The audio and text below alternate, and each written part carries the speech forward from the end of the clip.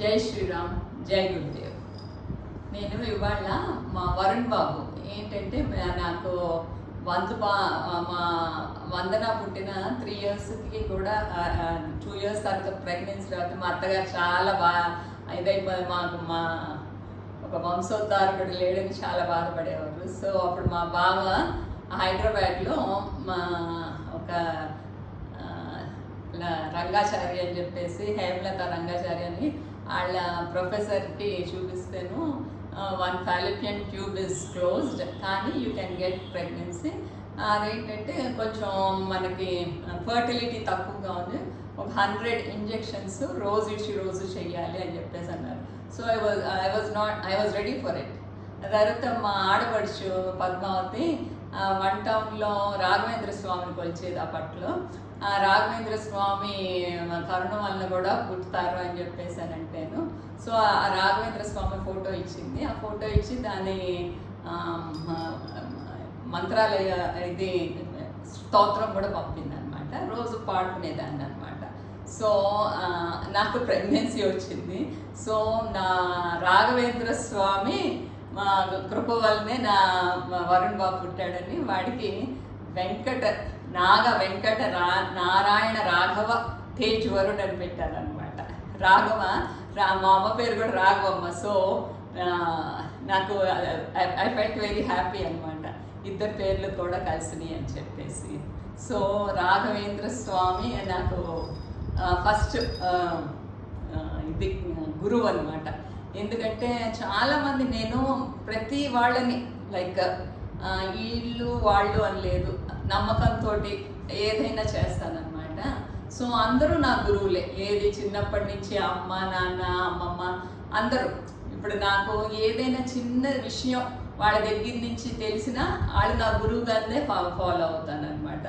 నాకు వాళ్ళందరూ పాఠాలు నేర్పించారనమాట. ఏంటంటే నన్ను ఏదైనా ఒక మాట అన్నారు, నన్ను స్ట్రాంగ్గా తయారు చేస్తారనే ఫీల్ అవుతా, కానీ వాళ్ళ మీద ఇది పెట్టేసుకోను. సో నాకు నన్ను స్ట్రాంగ్ చేసిన వాళ్ళందరూ, నన్ను హేళన చేసిన వాళ్ళందరూ కూడా నేను గురువుల కిందే ట్రీట్ చేస్తాను అనమాట. ఇవాళ మా రాఘవేంద్ర స్వామి నా వరుణ్ బాబు ఆయన కృప వలన అయింది ఇవాళ ప్రార్థన.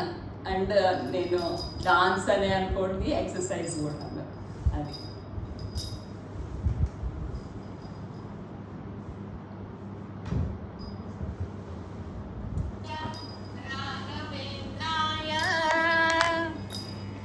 సత్యధర్మరతాయ చ భజతాం కల్పవృక్షాయ నమతాం కామధేనవే.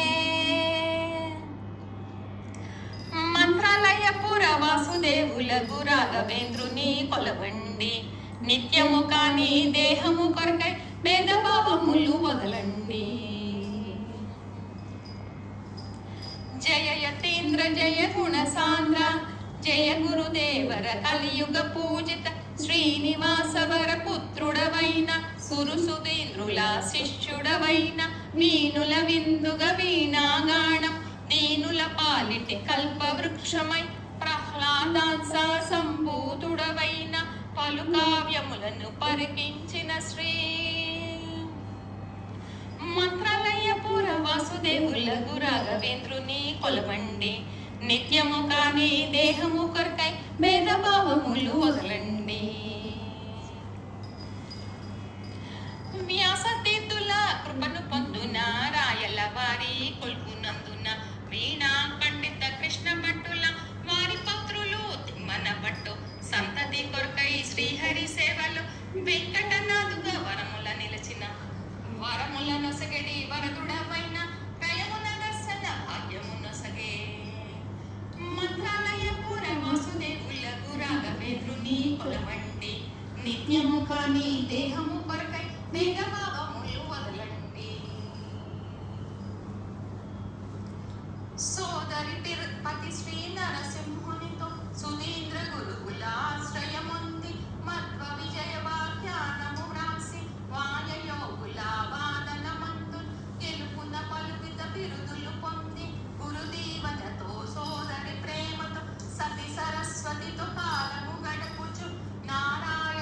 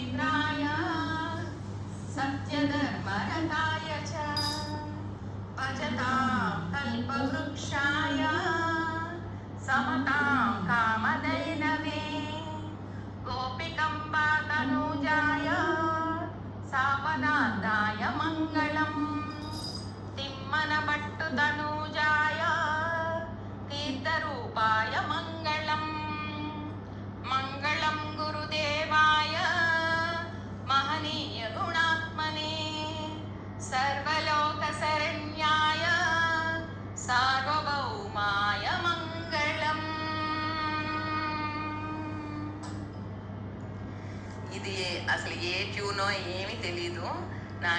నాకు ఇలాగా నా మనసులోంచి పుట్టిన ట్యూనే ఇది. సో ఇలా పాడేశాను. తప్పులు ఏమైనా ఉన్నాయి క్షమించండి. జై శ్రీరామ్. ఇప్పుడు ఏంటంటే, ఇప్పుడు మనం చిన్నప్పటి నుంచి టీచర్స్ కానీ మన అందరం ఒక గ్రాటిట్యూడ్ ఏదైనా ఉండాలన్నమాట మనకి.